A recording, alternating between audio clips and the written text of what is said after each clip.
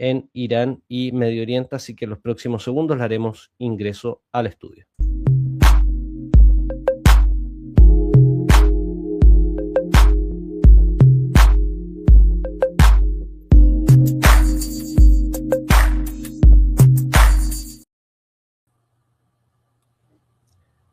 Pablo, bienvenido a El Ciudadano el día de hoy. Muchas gracias por estar el día de hoy con nosotros. Javier, muchas gracias por la llamada, ¿no? Pablo, cuéntanos, ¿cuál es tu balance? Yo le estaba recién leyendo una carta que me envía un periodista de Irán a partir de una descripción de lo que estaban viviendo, pero desde una perspectiva ya más personal, de cómo lo veían al interior. Ya desde una perspectiva más política, y te quería llevar al último tema que estuvimos conversando hace un par de meses, de cómo se enmarca esta jornada de protesta, agudización de las mismas en esta línea de tiempo general de la búsqueda de una confrontación directa de Israel, Estados Unidos contra Irán. Bueno, alcancé a escuchar parte de lo que leías de esta carta enviada por el colega iraní, ¿no? Y lo primero es decirte que comparto muchísimo de lo que él afirma, ¿no? Es la cronología también que uno puede analizar a partir del inicio de estas protestas el 28 de diciembre y la agudización de ellas a partir del 8 de enero. Es decir, hay a lo menos 10, 11 días de manifestaciones que se desarrollaban con calma, con comprensión incluso de las autoridades. Las manifestaciones de las autoridades iraníes iban por esa senda. Comprendemos, sabemos, hay dificultades, vamos a formar mesas de conversación, de acuerdos para poder paliar la situación, porque el tema de la inflación, el tema del valor, de la devaluación, del rial, los temas derivados de la falta de acceso al sistema de transferencia internacional de Irán. Yo estuve hace pocos meses en la República Islámica de Irán y las personas que nos están viendo y escuchando, cuando viajan a otro país, suelen llevar una tarjeta de crédito, pueden utilizar incluso su cuenta RUT si está habilitada para sacar dinero. En Irán no se puede, y no se puede no porque los iraníes no quieran, sino porque está sujeto a sanciones, a bloqueos, a embargos, a la eliminación de Irán como participante del sistema de transferencia internacional, acceso a tecnología. Es decir, hay un proceso político, económico, diplomático, tecnológico y militar de apremios permanentes contra la República Islámica de Irán. Por tanto, hay un continuo. Esto no es que haya acontecido ahora, están todos los hechos acaecidos, recordemos con el tema de Mahsa Amini, todo lo relacionado con un Irán que ha sido desde el año 1979 sujeto a una política de máxima presión por parte de Estados Unidos. Desde el inicio de la Revolución Islámica, la guerra propiciada por Occidente utilizando Irak contra Irán, el derribo de aviones civiles, uno de ellos 300 asesinados iraníes, toda la política de embargos, de sanciones, de presión a la industria petrolífera, lo que ha significado el acuerdo nuclear, la firma de él el año 2015, el retiro de Estados Unidos el año 2018, el asesinato de científicos iraníes, de políticos iraníes, de militares iraníes, es decir, 47 años, se cumplen ahora 47 años de la Revolución Islámica, ha sido presiones constantes por parte, presiones y acciones. La guerra de junio del año 2025, que significó la alianza entre Estados Unidos y el régimen israelí, que significó además el asesinato de más de 1.200 iraníes, el ataque a instalaciones nucleares. Es decir, esto no es nuevo, no es reciente, es parte de esta guerra híbrida que se lleva a cabo contra la República Islámica de Irán, donde en esta guerra híbrida, que son elementos tradicionales de conflicto, se unen elementos más modernos, cibernéticos, guerras mediáticas, que es lo que está viviendo la República Islámica de Irán. Y además la participación activa de elementos terroristas adscritos a regiones fronterizas con Irán, como es el caso del Kurdistán iraquí, por ejemplo, el grupo Comala, que ha actuado aquí, todo lo que significa el MKO en la frontera entre Irán y Afganistán, que son organismos, organizaciones y movimientos financiados, apoyados por Estados Unidos, por Israel, y en el caso del MKO, su oficina principal está en París, en Francia, responsable de más de 30.000 asesinatos terroristas contra Irán desde el año 1979 a la fecha. Llamados del presidente Trump y llamados de Mike Pompeo directos a decir, estamos con ustedes, adelante, porque además hay agentes del Mossad participando activamente en esto. O sea, el escenario, el marco es indiscutible. Hay una participación activa de agentes extranjeros, de grupos terroristas, no de aquellos manifestantes que con todo derecho, como ha sido reconocido y practicado por la autoridad iraní, se pueden manifestar porque está consagrado además constitucionalmente. Una cosa distinta es permitir que grupos terroristas armados no solo asesinen a la población civil, sino a las fuerzas de seguridad, a la policía, destrucción de bienes públicos, destrucción de mezquitas, en un país profundamente religioso. Destruir y quemar mezquitas representa la acción clara, la dirección analítica hacia los grupos fundamentalistas que operan en las fronteras con Irán. ¿Qué duda cabe? Kurdos iraquíes de Comala, que son adscritos absolutamente a grupos fundamentalistas como Daesh, han participado activamente. Yo creo que en ese marco, en ese escenario, indudablemente la República Islámica de Irán tiene todo el derecho de defenderse frente a esto, manteniendo lo que leía el colega de Irán, ¿no? Es decir, protección a los manifestantes, pero llega un momento en que tú dices, no te mezcles con el terrorismo porque indudablemente genera situaciones que escapan al margen de intervención de la seguridad iraní. Pero ahí, Pablo, quisiera preguntarte qué es lo que tú has podido apreciar o comunicarte con personas que están en Irán respecto a los denominados ataques terroristas, porque el día de ayer, por ejemplo, se veía una reunión, puede que haya ocurrido en días anteriores, en los cuales la propia Cancillería de Irán invitó a los embajadores, los que tienen misiones diplomáticas, para mostrarles la forma en cómo operaban algunas personas que fueron incluso grabadas y registradas donde disparaban aleatoriamente a la población. Entonces quería que nos contaras un poco más qué tipo de acciones se les denomina terroristas, porque acá estamos acostumbrados en Chile a que cualquier manifestación donde vuela a veces una molotov se le califica como acción terrorista, pero cuando se habla de terrorismo propiamente tal no se dimensiona en su plenitud a qué se trata ese tipo de acciones.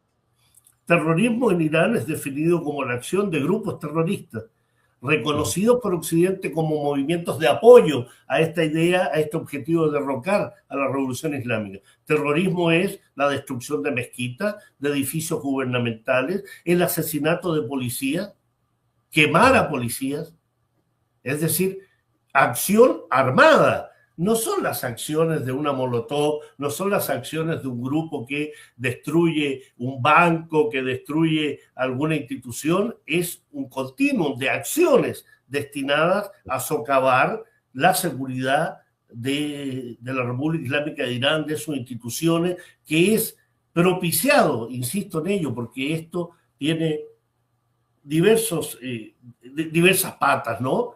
Una pata militar, una pata diplomática, una pata política, mediática y otra, que se sincronizan, que van adelante, ¿no? Que permite que cancillerías de diversos países emitan declaraciones altisonantes, como lo ha hecho la Cancillería chilena, ¿no? Condenando la represión y condenando las muertes y condenando un régimen opresivo como el de la República Islámica de Irán, que es parte de los corifeos internacionales, que es la misma narrativa y el mismo relato, y con amenazas permanentes, ¿no? O sea, cuando tú lees y escuchas a Donald Trump diciendo no se atrevan a tocar un manifestante porque voy a intervenir y voy a atacar a Irán, la pregunta que uno se hace, ¿con qué derecho se arroga el presidente de Estados Unidos o cualquier otro esas amenazas contra un Estado soberano? Al contrario, y lo he solido decir en algunas intervenciones que he tenido precisamente con medios de Irán a partir de la normalización de la comunicación. ¿Qué pasaría si Irán, frente a las manifestaciones masivas de cientos de miles de personas en los territorios palestinos ocupados, en eso que llaman Israel, interviene, arma, propicia, cataliza dinamiza la acción de esos grupos contra el régimen israelí. O en Estados Unidos, donde millones de personas salen a protestar contra Donald Trump. ¿Qué pasaría si públicamente, ni siquiera en privado, públicamente, la República Islámica de Irán llama a desestabilizar al gobierno de Donald Trump y arma grupos para que asalten iglesias, para que asesinen policías, para que generen una situación de inestabilidad? Se mira a ciertos países de determinada forma y con otros simplemente lo que se hace es pasar por el aro cualquier tipo de crítica. Eso es sometimiento político, gobiernos timoratos, medrosos, cancillerías que atacan a uno pero callan obsequiosamente contra otro. Y aquí estamos en ello. Los análisis en Chile en este momento, yo diría que muy pocos, y por eso se agradece este tipo de programas, Javier, permite dar otra visión, no aquella que escuchamos en Megavisión, en TVN, en Chilevisión, que es lo mismo. Sí. Editoriales como la que acabo de leer de Robert Funk, que claramente el señor Robert Funk es un analista, miembro de la comunidad sionista de Chile, que su discurso va encaminado a demonizar a la República Islámica de Irán. Entonces, aquí hay evidentemente una situación mancomunada de muchos intereses donde están involucrados el sionismo político, ideológico, no solo el de Israel, sino que el de Estados Unidos, Francia, Gran Bretaña y Alemania, y un país que ha tenido que soportar 47 años de agresiones permanentes y de ataques directos. Estos no son solo manifestaciones. Una, separarlas, las manifestaciones propias, pacíficas, con el derecho que tiene la población iraní, y otro, aprovechar ello para que en forma oportunista se infiltren elementos y que no es un cuento, es infiltración directa desde las fronteras con Irak, desde las fronteras con Afganistán, con la quemazón de mezquitas, de edificios gubernamentales, más de 100 policías asesinados. Claro. Y ahí, Pablo, ¿cómo ves este pronunciamiento de Gabriel Boric como presidente de la República condenando las represiones, las movilizaciones, ya analizadas el estándar? Yo diría que ya no es necesario profundizar el doble estándar que tiene en Chile cuando salimos a cualquier manifestación, ya sea conmemorativa, histórica. Yo lo decía en la editorial, cuando vamos a las marchas del 11 de septiembre o incluso marcha de solidaridad con el pueblo mapuche, la policía nos reprime igual que lo hacía anteriormente. Pero lo quisiera llevar ya al plano internacional. ¿Crees que se apresura al momento de salir a condenar cuando el día de ayer, por ejemplo, hubo una manifestación donde cientos de miles de personas salieron a respaldar al gobierno actual o a manifestarse en contra de estas manifestaciones o ataques terroristas? ¿Cómo? Descríbenos también, porque eso no lo he comunicado, la movilización que existió el día de ayer y también cómo lo ves en esa situación de no injerencia en asuntos internos, cómo Boric se manifiesta a favor de algunos manifestantes negando la amplia movilización de los otros también. Mira, es muy interesante ir por esa línea porque lo que se ha mostrado hasta ahora son, si tú te fijas incluso en el tipo de imágenes que se muestran con la anterioridad a la manifestación de ayer, son planos muy cerrados, ¿no? Miles y miles de manifestantes, sí, muchos manifestantes, miles de manifestantes salieron a las calles previo al 8 de enero, en forma pacífica, expresando su descontento por la situación económica, la necesidad de mejorar el tema del empleo juvenil, la necesidad de activar mecanismos que dinamicen y catalicen un mejoramiento de la situación de Irán, sujeto a todas las presiones que yo te decía, ¿no? No es la excusa, pero permite explicarse también la situación. Irán ha logrado durante 47 años llevar adelante una política de avances tecnológico, industrial y económico a pesar de esas presiones. Pero cuando tú tienes la movilización convocada por la Revolución Islámica, donde cientos de miles de personas en las distintas ciudades de Irán salen a la calle, efectivamente para condenar los atentados, las acciones terroristas, no para ocultar los problemas, porque cuando uno escucha a los manifestantes dicen, hay problemas, hay que solucionarlo, pero no vamos a aceptar que se generen las situaciones de terrorismo y de uso de elementos terroristas para derrocar al gobierno ni para afectar al país. Y cuando eso no se analiza, cuando apresuradamente pero que ya es una constante del gobierno de Boric, ¿no? En todos los planos internacionales, con respecto a Palestina, con respecto a Ucrania, con respecto a cualquier situación, no hay un análisis, lo que hace dudar de la capacidad de sus asesores en política exterior, que hace dudar incluso de la capacidad del canciller chileno. O sea, se queda con declaraciones para condenar la represión, sin un análisis, sin enmarcar la situación de un Irán. Es el mismo tipo de declaraciones que se hace con respecto a Venezuela. Es el mismo tipo de análisis que se hace contra todos aquellos países sometidos a la presión de Estados Unidos y sus aliados, ¿no? Y aquí el señor Boric lo que ha hecho es dar muestra de una ignorancia supina respecto a la situación que acontece en la República Islámica de Irán. No hay ninguna referencia a los ataques de junio del año 2025, ninguna referencia a las presiones, a las sanciones, a los bloqueos, a los embargos, el asesinato de militares, de científicos, ninguna referencia. La represión, el marco general. O sea, quedar bien con Dios y con el diablo, que es parte de la política exterior de un país medroso, timorato, siempre sujeto a las presiones que le puede hacer Estados Unidos o la Unión Europea. Ninguna referencia, por ejemplo, ¿por qué no hay declaraciones de apoyo al pueblo venezolano sometido a los ataques de Estados Unidos? ¿Por qué no hay declaraciones de apoyo a los manifestantes estadounidenses que se oponen al régimen ya casi monárquico del King, ¿ah?, de este personaje que incluso se declara presidente interino de Venezuela? ¿Cuáles son las declaraciones? Más allá de lo formal, no hay ningún elemento legal que permita entender que Donald Trump se autodeclare presidente interino. No, no te quedes en el formalismo, ¿ah?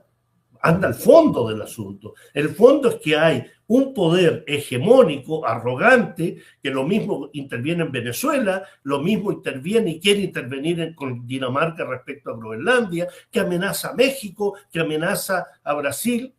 ¿Qué va a pasar cuando empiecen los intereses claros y directos con el litio chileno? Nos vamos a quedar callados. Hay cambio de gobierno, ¿no? Sin duda va a haber, se va a favorecer de mejor forma los deseos y objetivos de Estados Unidos respecto al litio. Ya lo dijo la ex generala Laura Richardson del Comando Sur, ¿no? Claro. Aquí hay un interés estratégico.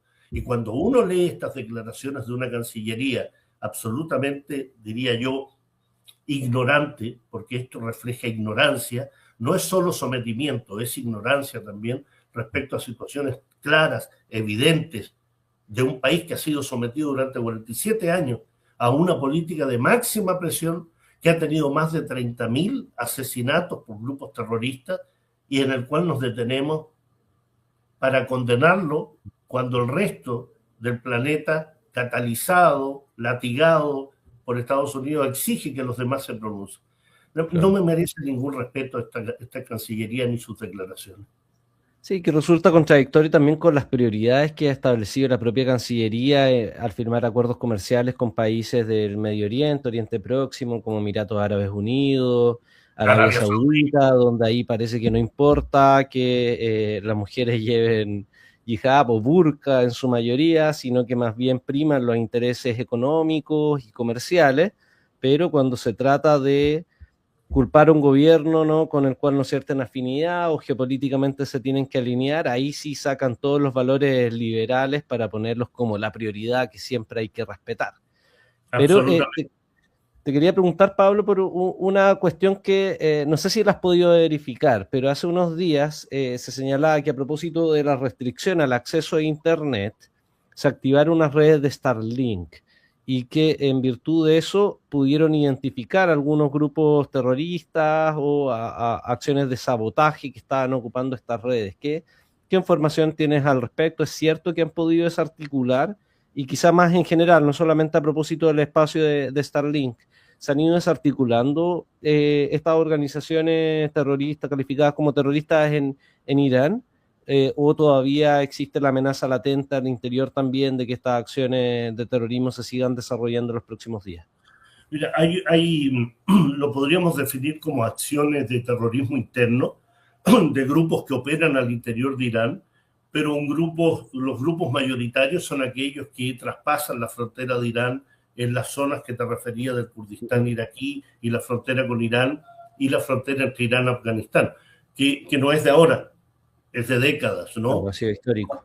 Ha sido histórico. Comala fue fundado en 1967 y ha sido una organización que estuvo ligada al Partido Comunista de Irán, que de inmediato entró en conflicto con la Revolución Islámica y por tanto se convirtió en un eje articulador de todos los tipos de acciones terroristas y desestabilización desde la frontera occidental de Irán. Y MKO, que es un grupo vinculado también a sectores extremos de Irán, que logró ser desarticulado internamente, pero funciona en forma externa con oficinas de representación en París, por ejemplo. Su líder es recibida habitualmente por Donald Trump, por Emmanuel Macron. Esos grupos actúan porque están vinculados al clan Barzani en el Kurdistán iraquí, por ejemplo, que es ese Kurdistán iraquí autónomo, parte aliado fundamental de Estados Unidos e Israel en la zona del Kurdistán iraquí, y que permite realizar acciones. Recordemos que los ataques contra Irán con misiles, incluso aquellos que generaron el asesinato del teniente general Qasem Soleimani, provinieron de esa zona del Kurdistán iraquí. Entonces esos grupos no han sido desarticulados, han sido atacados y han sido exterminados aquellos que son las células que han actuado, pero van a estar presentes permanentemente. Hay lo que se llama células del Mossad y otros infiltrados en Irán. Y eso no es un cuento, no es ciencia ficción. Es así, no ha sido reconocido por las propias por el propio Estado de Israel, sí. Claro, por el propio Israel. No es un cuento, no es propaganda. O sea, ellos se jugaron en esta ocasión públicamente, no lo habían dicho, pero públicamente para decir, llamamos a nuestros agentes a actuar en forma paralela a lo que se está haciendo.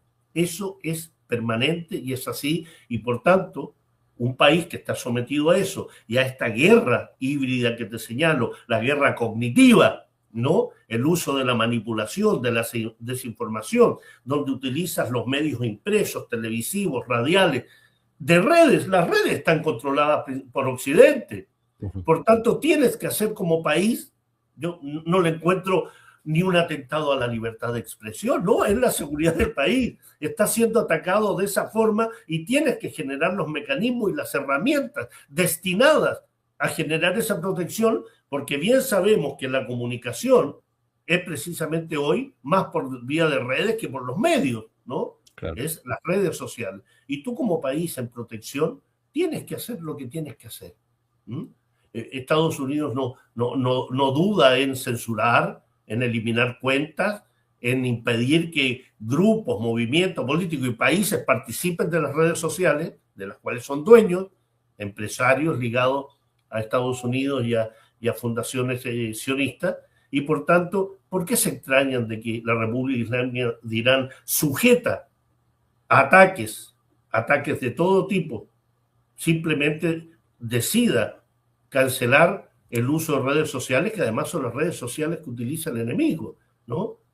Provienen de ahí. Así que eso no me extraña. Lo de Starlink, efectivamente ha salido esta información. Recordemos que Starlink es de este señor Elon Musk, absolutamente pro-sionista y ligado al gobierno de Trump, aunque se hayan enojado. Peleado circunstancialmente. Claro, pero efectivamente tienes que generar una política, le moleste o no le moleste al progresismo y a aquellos seguidores de la teoría del buenismo, que la libertad de expresión a todo ámbito, no censuran habitualmente, ¿no? No levantan la voz la Cancillería chilena cuando censuran a medios chilenos, por ejemplo. Cuando prohíben redes sociales a medios chilenos. Que censuran canales de YouTube, de Instagram. Te eliminan porque no cumplen los lineamientos de la comunidad. Claro. Entonces, oye, Pablo, ¿y cómo ves también en estos casos? Yo creo que hay un concepto claro, que hay una guerra híbrida en desarrollo. Por tanto, la pregunta más que si va a haber una guerra, en realidad es si crees que las intervenciones militares directas como la que vivimos en la denominada Guerra de los 12 días se podrían repetir, o qué factores crees que está pasando, porque también hay una incertidumbre completa. Nos pasó con Venezuela como que al mismo tiempo que decíamos es poco probable que haya un ataque, también era muy probable que existiera el ataque. Entonces, ¿cómo lo ves ahora? ¿Qué elemento o qué escenarios podrías vislumbrar a partir de las últimas declaraciones de Donald Trump y los movimientos que se han realizado a nivel geopolítico? Mira, fíjate, Javier, que hace unos días fue muy interesante leer una serie de artículos donde ya se empieza a usar el concepto de narciso maligno, ¿no? Para definir a Donald Trump, que es una patología peligrosísima, ¿no? Porque ese narcisismo maligno viene a ser definido como una forma severa de trastorno de personalidad, que realiza una combinación, claro, que combina rasgos del trastorno de personalidad narcisista con elementos del trastorno de personalidad antisocial. Y eso incluye sadismo, por ejemplo, paranoia, agresión. El resultado es, yo me presento como una persona grandiosa, pero soy manipuladora, no tengo empatía, un profundo desprecio por los demás. ¿Ah? O sea, es una definición de Donald Trump absoluta. Donald Trump se comporta como un narciso maligno. Y no solo con sus enemigos, también con sus amigos. Dinamarca es el ejemplo más concreto. Groenlandia, o la compro, y si no la compro porque no la quiero en arriendo, o la compro para tener soberanía sobre ella, o voy a tener que utilizar la fuerza militar con un amigo. Entonces, en el caso de Irán, que han sido 47 años de ataques sostenidos, de presiones, de bloqueos, de embargos, de robos, robo de activos, las amenazas son permanentes. La diferencia de los 47 años con junio del 2025, que hubo un ataque directo, proclamado y llevado a cabo en conjunto con el sionismo. Ataque a instalaciones nucleares, violación de todo tipo de derecho y de leyes internacionales. Aunque ya a estas alturas, Javier, suelo no hablar de Estados Unidos violador del derecho internacional porque es de perogrullo. Es así. Seguir machacando con lo mismo es absurdo. Por tanto, la posibilidad de ataque se mantiene, está allí, está presente, es real, no es un invento. El asesinato de científicos iraníes, de políticos, de militares, de acciones de ataques cibernéticos, de acciones destinadas a perjudicar la industria del petróleo iraní, van encaminadas en un conjunto de elementos que, permíteme un minuto para describírtelo en el marco. Sí, Somalilandia, sí. Reconocimiento Somalilandia por parte del régimen israelí. Somalilandia en el Cuerno Africano, nadie reconoce a Somalilandia, pero Israel lo hace. Allí, en el Cuerno Africano, frente a Yemen, en el estrecho Bab el-Mandeb, con acceso al Mar Rojo, por tanto, un control de un paso marítimo fundamental. Genocidio en Sudán, apoyo de Emiratos Árabes Unidos a todas esas milicias y a esas fuerzas de acción rápida que están ejecutando un genocidio contra el pueblo de Sudán, apoderarse del petróleo, del oro y las bases y los puertos que hay en el Mar Rojo, nuevamente. Los ataques a Yemen hoy en este momento en el sur de Yemen, no en la zona controlada por el Ansarollah, sino que el enfrentamiento entre Arabia Saudí y Emiratos Árabes Unidos por el control del sur de Yemen. Significa el control del norte del Océano Índico, acercarse al Golfo de Omán y el Estrecho de Hormuz y al Estrecho Bab el-Mandeb, que te permite el acceso al Mar Rojo. Los ataques a Venezuela. O sea, alguien podría discutir hoy que el ataque a Venezuela fue por la democracia, los derechos humanos, el narcoterrorismo, las narcolanchas. Clarísimo, petróleo, no hay otra discusión.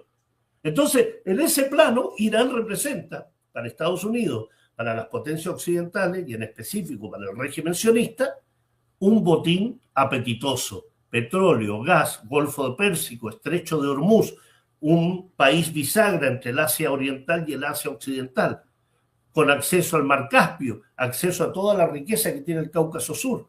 Es indudablemente un botín muy apetitoso para este presidente transaccional, este presidente empresario que mira el mundo como dólar, como dinero, y por tanto lo que genera es acciones que le permitan no entender el mundo, el derecho internacional. Lo acaba de declarar el jueves pasado. No me interesa el derecho internacional.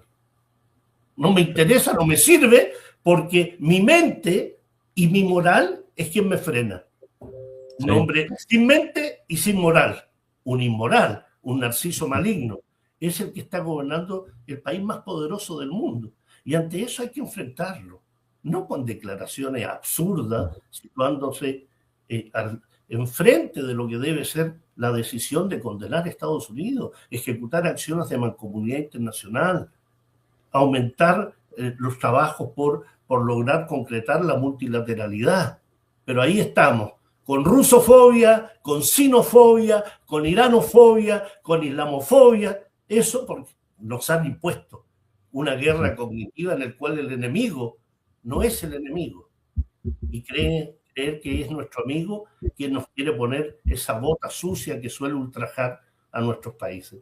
Esa es la situación actual. Es lamentable porque además los gobiernos suelen situarse precisamente medrosos y timoratos a aquel que les muestra el dedo y les dice pórtate bien, no quiero relaciones con China, a pesar que Chile, que ha vendido 110.000 millones de productos y otros en exportaciones, el 40% es con China, pero seguimos jodiendo con China. ¿Ah? Ese es nuestro socio principal. No sé, ahí hay un doble estándar, porque cuando uno tiene ya un análisis geopolítico más claro, se da un interés por defender los intereses nacionales, la soberanía de nuestro país, incluso en términos estratégicos, que trasciende un poco la política más ideológica en clave izquierda-derecha, pero el gobierno actual es selectivamente, con algunos sí, con otros no, invocando oportunistamente estos valores liberales para luego negarlos cuando se trata de hacer comercio con aquellos países que no cumplen con esos criterios. Y creo que eso es catastrófico en términos de proyección estratégica de lo que podría ser Chile. Ni siquiera un Chile comunista, socialista, sino de los propios intereses nacionales con la proyección hacia la Antártica, hacia el control del estrecho de Magallanes, lo que es la riqueza del litio, del cobre, que de seguro en algún momento también va a ser una de las áreas prioritarias de control y que ya está haciendo. Si lo que está ocurriendo en Argentina, Bolivia, Chile no han necesitado intervenir porque ya intervinieron en las elecciones, más allá de que no sea al igual que lo ocurrió en Honduras, pero en la medida que ganan elecciones se pueden mantener relaciones pacíficas, pero cuando no se ganan las elecciones ahí es cuando viene toda la presión de otro tipo. Pablo, querías comentar. Permíteme 10 segundos para complementar algo que tú dijiste, Javier. El tema del litio. Fíjate que hace poco se creó esta empresa público-privada para la explotación del litio y quedó fuera China.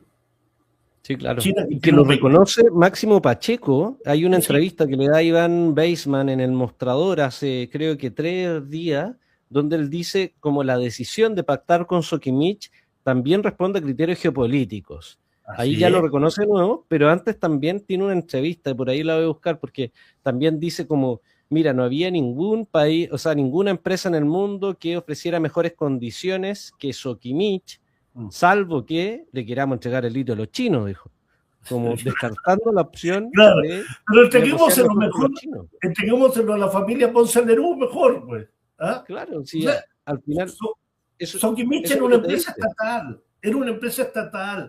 fue privatizada, fue absolutamente usurpada por el yerno de Pinochet, y hoy pactando el gobierno y haciendo estos negociados. Es vergonzoso cuando tú raspas, ¿no? Un poquito esta piel de lo que ha hecho este gobierno.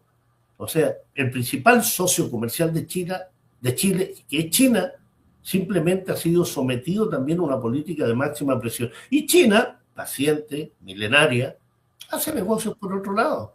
Perú, el puerto de Chancay, el tren de alta velocidad que se va a construir ahí, todo lo que significa las inversiones chinas, pero Chile sigue siendo el perrito faldero de Estados Unidos, siempre mirando el norte, siempre mirando Europa, los suizos de América, los ingleses de América, y somos simplemente un paisito con vista al mar, con la espalda en la cordillera, con desierto en el norte y hielo en el sur, que creemos que estamos en un mal barrio, ¿no? Claro. Cuando en realidad necesitamos al barrio. Sí, sí, indudablemente, y podríamos seguir. Ahí yo te dejo la invitación a otro programa y también veamos, porque tenías una columna interesante y no vamos a alcanzar a comentar, pero a ver si la próxima semana retomamos. que es sobre la situación de Europa, porque también vemos a Gabriel Boric muy complaciente con los gobiernos europeos, pero recordemos que quienes están instigando los golpes de Estado en África hoy en día, no históricamente, hoy en día en Níger, en Burkina Faso, en Mali, es Emmanuel Macron. Entonces, estas credenciales de demócratas liberales que quieren vender al mundo en realidad son hipócritas, porque no operan ni para la política interna ni para la exterior. Sí, efectivamente, y te agradezco, es bien interesante, he escrito a lo menos 3 o 4 columnas seguidas respecto a esta Europa vasalla, ¿no? Esta Sí. Europa yanacona, malinche, y con gobiernos como el nuestro que indudablemente funcionan en la misma dinámica, ¿no? Malinches, yanaconas, sometidos, tíos Tom, ¿no? El esclavo que ama a su amo.